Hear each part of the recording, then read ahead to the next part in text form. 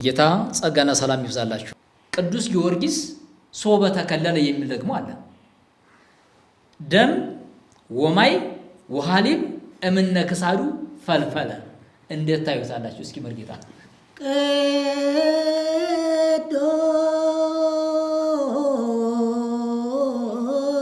ቅዱስ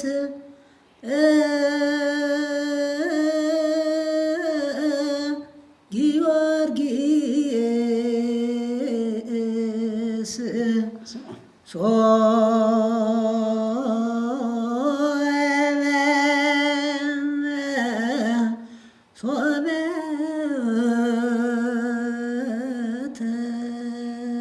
ተከለ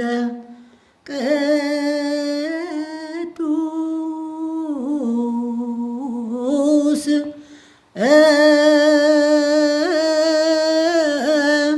ጊዮርጊስ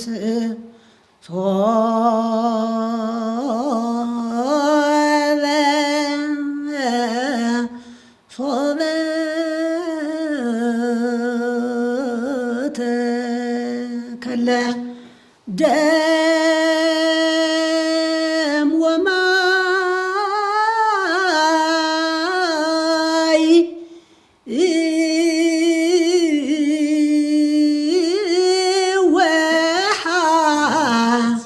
ወሃሊብ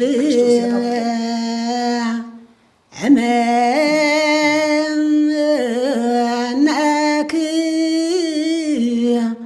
ክሳዱ ፈልፈ። መቼም ይህን ስል ብሰሙ መጥፎ ነገር ተናግሯል አትሉኝ? ኧረ በፍጹም። አዎ ዜማው ላይ እንግዲህ ምዕመናን ይህን ዜማ ይሰማሉ፣ ግን ችግሩ ሲገለጥ ነው መከረው። ሲገለጥ ሲታይ በተከለለ አሁን እንግዲህ ይህ ቦታ የሚገርማችሁ ይሄ ዚቅ ደግሞ ለሌላ ሰው ይሰጣል፣ ለቅዱስ ቂርቆስ ደግሞ ይሰጣል። ችግር የለባቸውም የኛ ደብተሮች።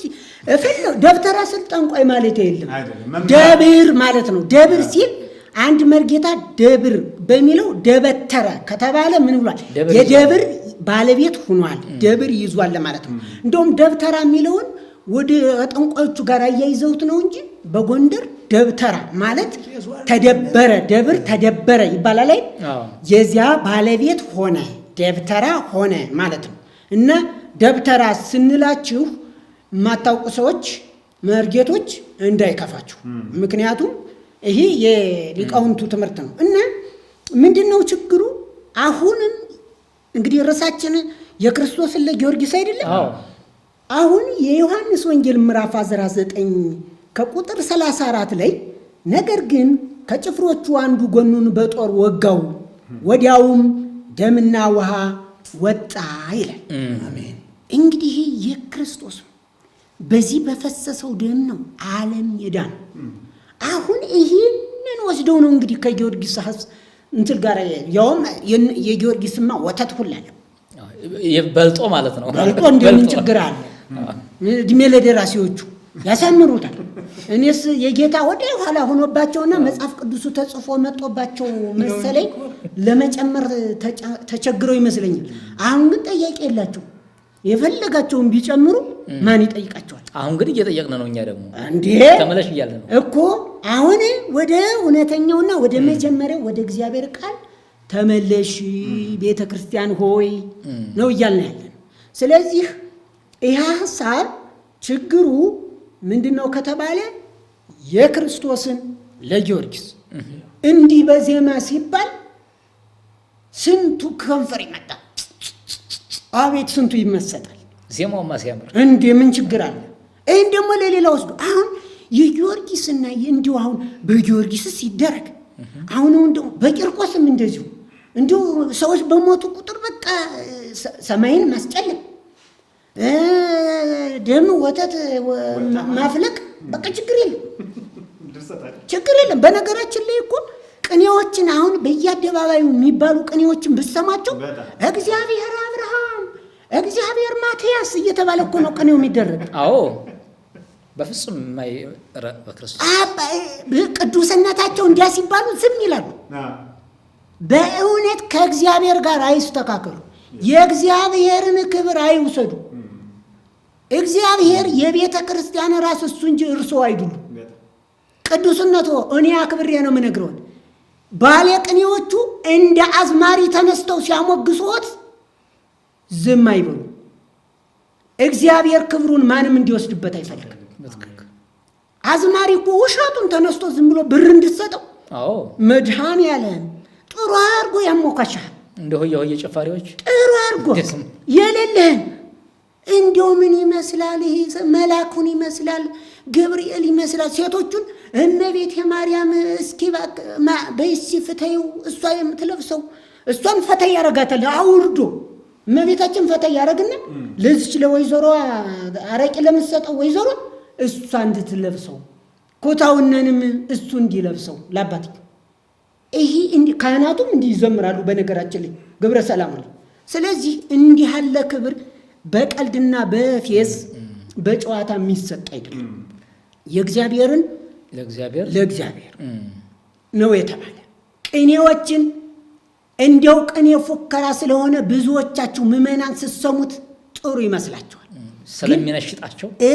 ግን ስሙት።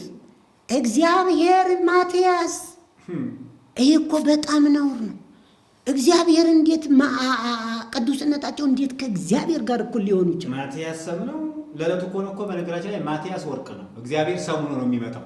አዎ ሁለተኛ ሆኖ ማለት ነው። እንደሱ ነው። ለማትያስ ለምሳሌ ጥሩ ስለሆነ እግዚአብሔር ማትያስ ብዬ ከተቀኘው እግዚአብሔር ሰም ነው። ስለ እግዚአብሔር ሰም ይሆናል። ማትያስ ወርቅ ይሆናል እንደማለት ነው። አዎ ወርቅ በእለቱ የሚከናወንለት ስለሆነ እና በጣም ከባድ ነው ማለት ነው። ስለዚህ ሰሙ ይቀልጥና እግዚአብሔርና ቀልጦ ለፍጡር ነው።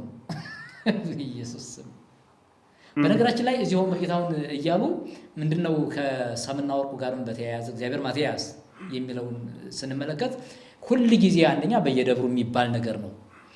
ሌላው ደግሞ በመጽሐፍ ቅዱስ ሐዋርያው ቅዱስ ጳውሎስና በርናባስ እንደዚህ አይነት ነገር ቀርቦላቸው ነበር።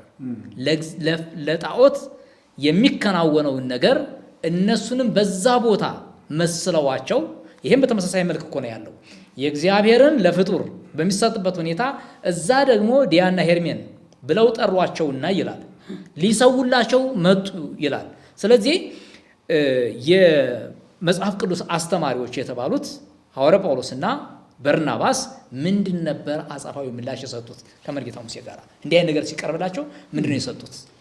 ምንድነው እንግዲህ አህዛብ በልማዳቸው መጽኡ አማልክተ ሰብአ ተመስሎሙ አማልክት ሰውን መስለው መጡ ብለው ለጳውሎስና ለበርናባስ ነው ሊሰውላቸው ሲሉ ልብሳቸውን ቀደው ሮጡ ነው የሚለው። ለምን? የአምላክን ክብር። ምክንያቱም ለጣዖት የሚደረገው ነገር ለእነሱ እንዲደረግ አይደለም። ለጣዖት ተደረገ ማለት አንድ ነገር ነገራችን ላይ የአምላክን ክብር ወስዶ ለጣዖት መስጠት ማለት ነው። ትክክል። ስለዚህ ይህን ደግሞ እነ ጳውሎስ ምን ያደርጉታል? ይቃወሙታል።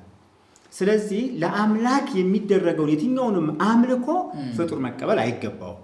ቅድም መርጌታ ኤርሚያስ ጥሩ ተናግሮታል። እና የጊዮርጊስ አንገት በተቆረጠ ጊዜ ደም ውሃና ሐሊብ ወተት ፈለቀ ነው የሚለው። እንግዲህ ከኢየሱስ ክርስቶስ ጎን ምን የሚል አነበበ ያ ደብተራ ወይም ደግሞ ያ ደራሲ? ደምና ውሃ ፈሰሰ የሚል ወጣ የሚል ሲያነብ የኔ ጊዮርጊስስ መች ይቀርበታል አለና እንደውም ይበልጣል። እንደውም ደም ወማ ያለና ይሄማ ኢየሱስ አድርጎታል እኔ ምን ላድርገው አለ። አነሰ። ከክርስቶስ ጎን ውሃ መውጣቱ አነሰበት። አይኸው ከክርስቶስ የበለጠ ማድረግ ጊዮርጊስን በተደጋጋሚ እያየን ነው ያለ። እንዲህ አይነት ትምህርቶች የትም አይሰዱንም። ህዝባችንን ገደል ከቶታል። ህዝባችን ወደ ሲኦል እንዲነዳ አድርጎታል። ሌላው መርጌታ ኤርሚያስ ቅድም ሲናገር ሰምታችሁት ከሆነ ሙያዊ ነክን የምናዜመው ካህናት እንዲሰሙ ነው የሚዜመው ማለት ነው። የምንተረጉመው ግዕዙን ቋንቋ የምንናገረው ግዕዝ ቋንቋ እናውቃለን ለማለት አለ። ግዕዝ ቋንቋ የዘላለም ሕይወት አይሰጥም። ዜማ የዘላለም ሕይወት አይሰጥም። ገብቶናል። የእግዚአብሔር ስም ብሩክ ይሁን። ግዕዝ የምንናገረው ግን የግዕዝ ተናጋሪ ህዝብ ስላለን አገልጋዮች ስላሉን እንደኛ የተጨበረበሩም የተሸወዱም ስላሉ ነው። ሌላው በጣም ቅድም ስትናገሩ የነበሩት ብዙ ካህናት ሃይማኖት አልተማረም። እስቲ እናንተ ከልጅነት ሃይማኖት እንዴት ተማራችሁት? ወይስ ድርሰት ዜማን የተማራችሁት? ዜማ መማርና ሃይማኖት መማር ይለያያል። ተነሽ ወዳቂ ሰያፍ ተጣይ መማርና ሃይማኖት መማር ይለያያል።